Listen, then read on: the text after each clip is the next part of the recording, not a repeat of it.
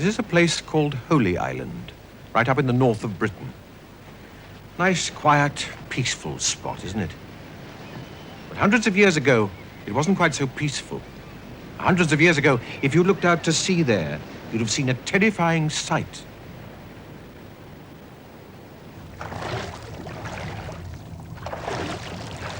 You'd have seen ships coming. And in those ships, men with swords and axes come to invade Britain.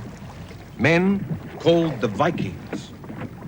The Vikings weren't from Britain. They didn't look much like British people.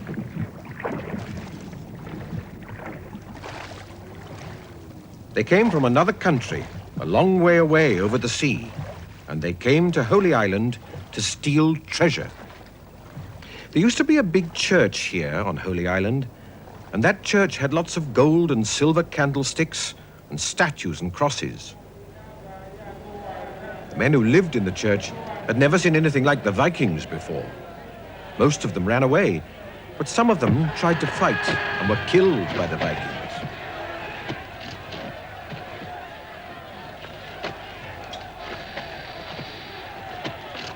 The Vikings gathered all the treasure they could find, set fire to the church, and then went back to their ships and sailed for home.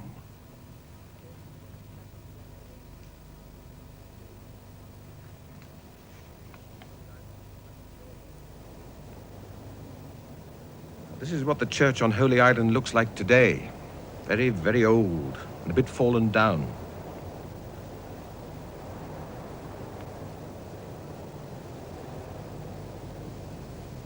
The Vikings came back to Britain many times and attacked lots of other churches and villages.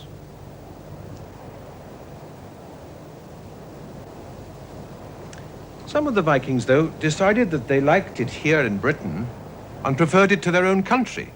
So they decided to stay here, build houses, start farms. Of course, they didn't build the sort of house that you and I live in. Well, this was hundreds of years ago when things were very different. So what sort of houses did they build? What were they like, these Vikings? What did they look like? Let's imagine for a moment that I'm a Viking who settled here in Britain all those years ago. A Viking called Björn Forkbeard.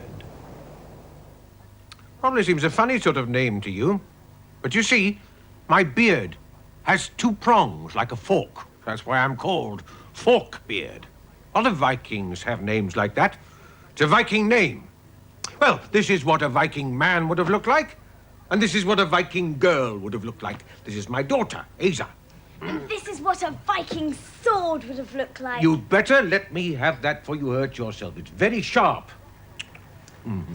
Did you used to fight a lot of battles? Of course. Lots of them before we settled here in Britain. The most important thing that a Viking can be is a brave fighter, and I was brave all right. When people saw me coming in my helmet, with my sword in my hand, they were frightened out of their wits. You don't look very frightening to me. If I'd just landed near your village in my boat and I was coming to rob you and burn your house down, you'd have been frightened all right. You don't fight anymore, though, do you? No. But I still keep my helmet bright and my sword sharp. You never know when you might need them again. Do you wish you could? What, fight? No, not really. Suits me here in Britain. It's a good life here. I can build up the farm. The farming's a lot easier here than it was where we came from, I can tell you that.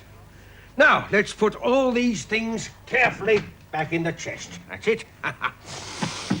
We're giving a big party tonight. You see, hundreds of years ago, they didn't have any television or cinema or anything like that. So when we want to have some fun, we give a great feast, put on our best clothes, ask all our friends round. Tonight, this table will be covered with food and drink until we'll eat until we're fit to bust, have a wonderful time. That's why we're doing the place up a bit. Make it fine for our friends. I don't expect this is much like your house. See, our fireplace is in the middle of the floor. No gas fires, central heating, or anything like that. No, all our warmth comes from that fire. It's lovely and warm and cozy. It's a bit smoky sometimes. That's because there's no chimney. All the smoke goes through a hole in the roof there. No carpets, no easy chairs, no settees. We like to keep things simple. Just as well that we haven't got any heavy furniture, because as well as being our living room, it is also our bedroom. And at night, we move all the furniture to the side, and then we lay all our bedding things out. We all sleep in the one room. Lovely and warm it is, all in one room round one fire. And as well as being our living room and our bedroom, it is also our kitchen. Oh, that smells good. That's enough in there to feed an army. Well, the way our friends eat, we'll need it. Hey, give that meat a turn before it burns. It's not much like your kitchen at home, I shouldn't think. No gas or electric cookers or washing machines or fridges. There isn't even a kitchen sink in this kitchen. I have to carry all the water in buckets from the well outside and carry the wood for the fire.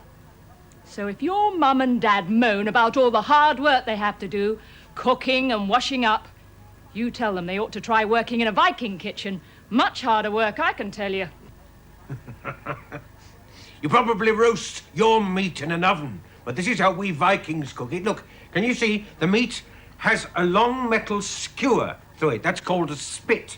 Then the spit balances on these two uprights here over the fire. And then you give it a turn and you cook it gently all over. Sometimes you still use spits in your time, don't you? I expect you've all seen chickens turning round and round in the windows of fish and chip shops. That's just like we Vikings used to do. Of course, we'll have a lot of other food as well. We'll have fish, bread, porridge, lots of different kinds of meat and soup. We like to look after our friends well. And, of course, there's always this.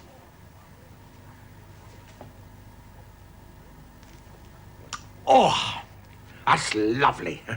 That's a drink made from honey. It's called mead. Very sweet. Don't you go drinking too much of that before our guests arrive. Perhaps I'd better not. Makes you drunk, you see. I don't want to be drunk before the feast, do I? Can I wear this? Now, that is for best. That cost a lot, that did. It's beautiful. We Vikings may live rough and look a bit rough, but we can still make beautiful things. We can make beautiful jewelry, lovely songs, wonderful poems, exciting stories. You wait till there'll be stories tonight, after we've eaten and drunk our fill. That's the time for stories. Will you tell me a story now? What sort of story? A story about the sea. Very well, then. One quick story. Then we must finish getting ready for the feast. A story about a famous Viking sailor. We Vikings love the sea. In our poems and stories, we call it the happy place, the silver necklace of the earth. Our ships are the best in the world, long and narrow, strong and straight, to go fast, cut through the water. And if there's no wind, we can still go on moving because there are 16 strong oarsmen to keep the boat going. And you see, at the front of the ship, a dragon's head. So when our enemies see us coming, they think they're being frightened out of their wits by a sea monster. No one sailed further than we Vikings, but no one of the Vikings sailed further than Svein the Bold. Other sailors were frightened when the winds blew strongly, when the waves were too high, but Svein loved the winds and the waves. The strong winds made his boat go fast. The big waves tested his skill and his bravery. He loved to explore, and there are many stories how he sailed to seas where no one had ever sailed before, how he discovered countries, the strange things he found there, how he fought battles with dragons, with giants, and with sea monsters. But there was one place he had never been to, and the more he thought about it, the more he wanted to go there. So he went to see a wizard, and he said, "I am Svein the Bold. I have sailed all the seas of the world. I have faced all the dangers of the world.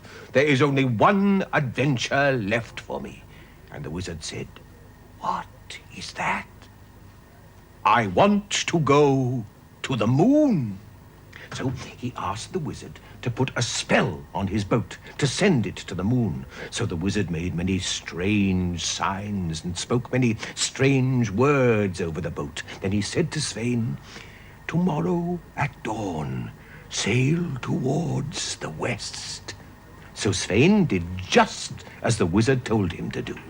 And as he was going through the waters, suddenly he saw the biggest wave he had ever seen coming towards him. Black it was, taller than the tallest building, higher than the highest mountain. Other sailors would have been afraid and turned back, but no wave had ever frightened Svein the Bold. So on he went, and suddenly the wave caught up his boat, but he didn't turn it over. It lifted the boat higher and higher and higher, up above the earth, above the sky, and then it dropped it, bang, on the moon. Now, when Svein You looked better round... finish your story some other time. Our guests will be here soon, and we haven't put our best clothes on or anything. Oh, yes, we'd better hurry. Can I wear the brooch? Oh, very well. But you must take great care of it and not lose it. There aren't many Viking things still left in Britain. You can't go and visit their houses or buildings or anything like that. They didn't build in stone or brick, you see. They built in wood, and that, of course, rots away.